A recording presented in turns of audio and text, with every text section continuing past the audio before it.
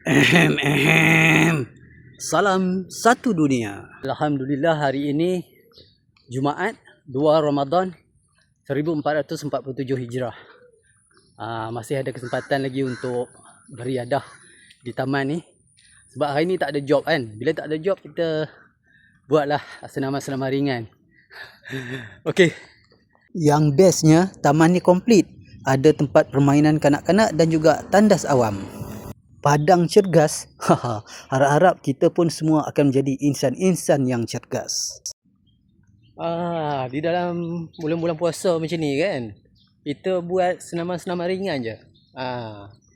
Paling-paling tidak pun kita jalan kaki je kan. Dapat orang kata apa, keluarkan peluh. Jadilah kan, bukan untuk heavy-heavy sangat pun.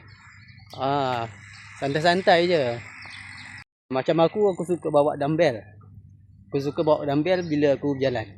Dumbbell tak perlu yang berat-berat sangat. Kita bawa yang kecil-kecil, simple je, sekadar untuk rasa-rasa je. Okey lah tu.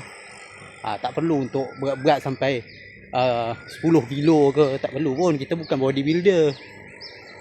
Lagi satu part yang paling aku suka adalah berjalan tanpa kasut. Kalau nak tahu kebaikan dia, hampa Google lah sendiri ataupun hampa tanya Cik lah, Cik GPT. Alhamdulillah, cukup lah tu, ringan-ringan je.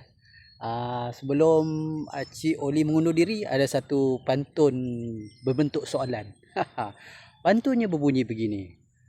Rantai emas gelang suasa dipakai oleh sang ratu. Hari ini hari kedua kita berpuasa. Nak berbuka di mana tu?